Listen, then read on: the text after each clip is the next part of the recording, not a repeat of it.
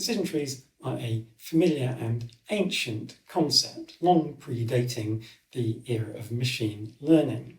They're a natural way of encoding procedural or diagnostic knowledge. You ask a series of questions and narrow down on a particular answer.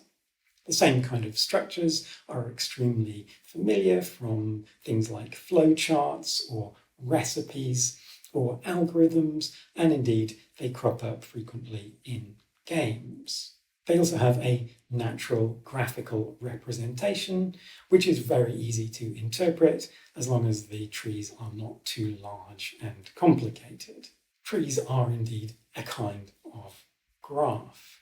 In a classic flowchart or set of instructions or algorithm, the choices are typically posed in a free-form fashion in a natural language.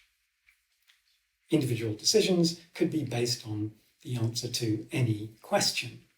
For example, what is the weather like? Or how long until the bus arrives? Or do you prefer Napoleon Solo or Ilya Kuryakin? In the context of machine learning, we want to be able to learn the structure of the tree from the data. And so we will generally restrict the decisions to be questions about features. In particular, usually to simple equalities or inequalities on specific feature values. So, is x5 greater than 2.4? The outcomes of any individual decision are usually constrained to be binary. They don't have to be, and there might be some cases, for example, when dealing with categorical data that has several different possible values, that it might be useful to have more than two outcomes. But in general, it's always possible to restructure a multi-way outcome as a sequence of binary decisions.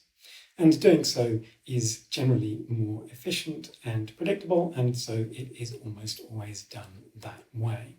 So viewed as a series of binary decisions about feature values, the tree represents a recursive partitioning of the feature space. Each decision splits whatever current subspace we're looking at into two parts with some generally axis-aligned hyperplane.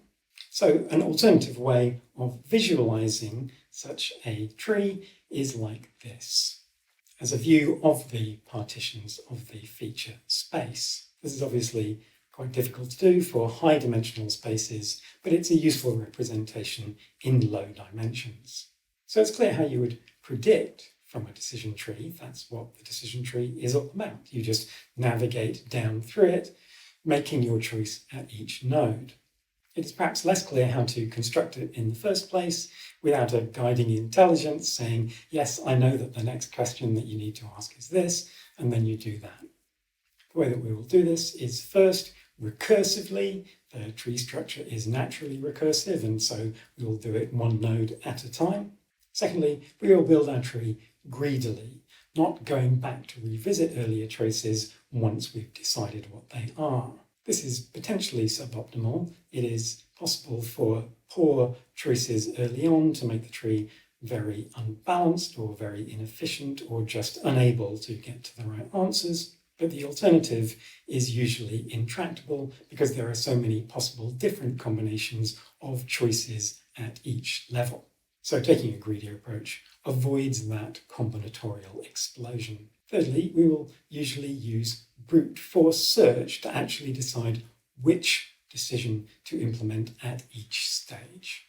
That is, we will check every value of every feature that is available in the subset of the training set that we're looking at for a particular node. This may not be feasible if the training set is very large. In that case, we can apply some more systematic approach, such as a grid search. However we are searching, the question is, what is it that we're searching for at each particular decision point? The general principle will be that we're looking for a split that maximizes the reduction in some loss as computed over the child nodes relative to the parent. Optionally, we can not split at all if none of the possible splits into children gives an improvement in the loss. This may or may not be the right thing to do, depending on the nature of the data. It may be that taking a slightly poor decision now may enable much better decisions later down the tree.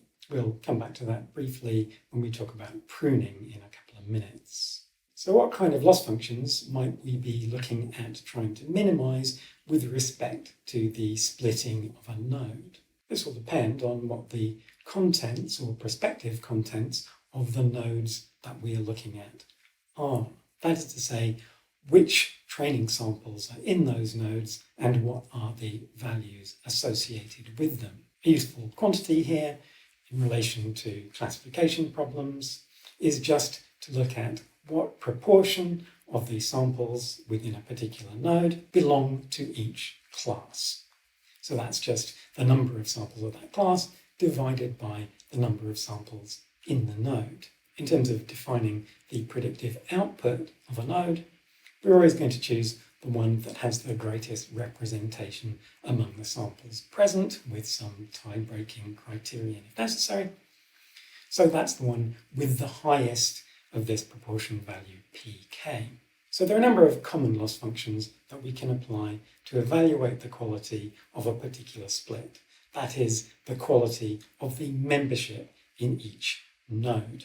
One simple one would be the misclassification error. That's the same as the 0-1 error we discussed last week. Basically, what is the fraction of the things in the node which will be misclassified given the prediction that we're predicting the thing that's there with the highest number? Well, the common loss function for evaluating nodes is usually called the cross entropy, although it's not really cross because it's just comparing with itself. And it looks like this. It's very similar to the entropy function that we looked at last week in the context of logistic regression. Another quite similar loss function is known as the Gini Impurity. That looks like this. Instead of using the negated log, it uses 1 minus the proportion.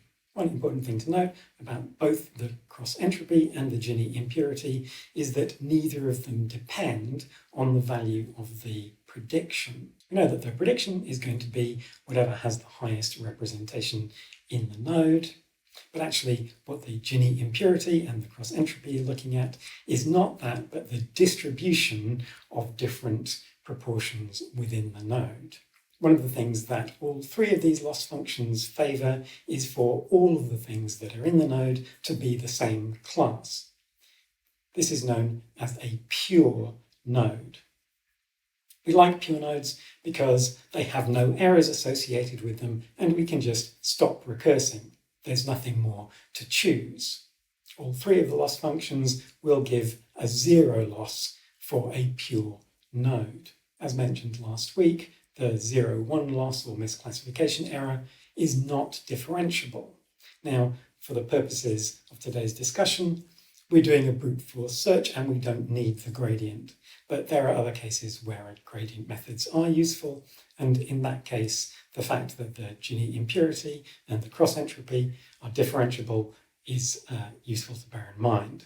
The Gini impurity and the cross entropy are also more sensitive than the misclassification errors to the distribution of probabilities within the node. In this simple example from the elements of statistical learning, we have a parent node which is evenly split. It has 800 examples, 400 of one class and 400 of another.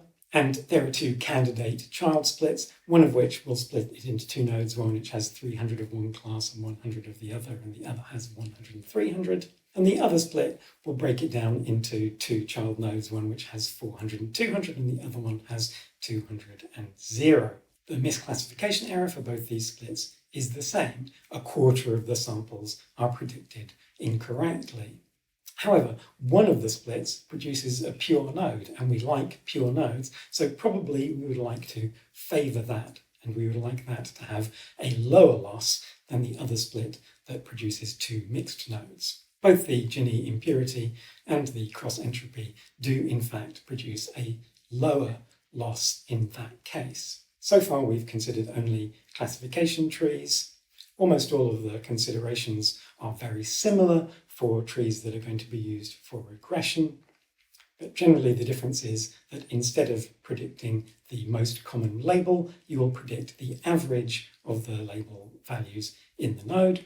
And as a loss function, you'll use something like the mean squared error of all of the predictions. If you're building a tree without any kind of constraints, you might eventually wind up with a situation where the tree has a separate leaf node for each of the samples in your training set. This would be sort of equivalent to a one nearest neighbour kind of classification arrangement.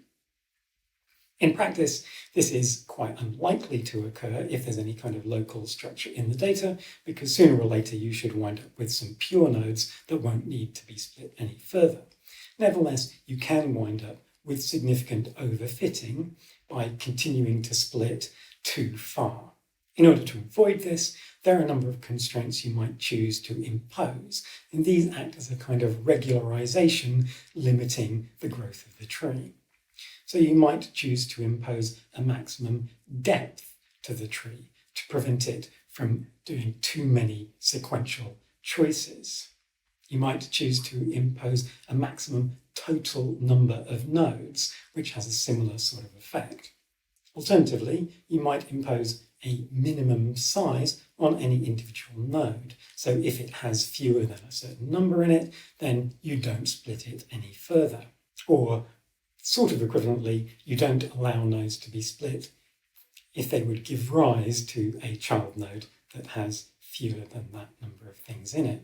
Another thing that you could impose is a requirement that you only split if you get some minimum improvement in the loss. As mentioned before, this can be problematic in that it might stop you from doing some splits that later on actually are valuable. As an alternative to imposing that kind of constraint while you're building the tree, it's possible to instead build the tree out to its full depth and then see if there's any benefit to be had by pruning back. Are there bits of the tree that you can coalesce? Are there decisions that you can remove without affecting the overall loss of the tree? Decision trees are a pretty nice kind of model. They're very intuitive, they're easy to understand, and in most cases they're pretty interpretable just as a sequence of straightforward decisions. They're also very fast to evaluate. You just have a sequence of questions, usually not a very long sequence, and each of those is a very simple test.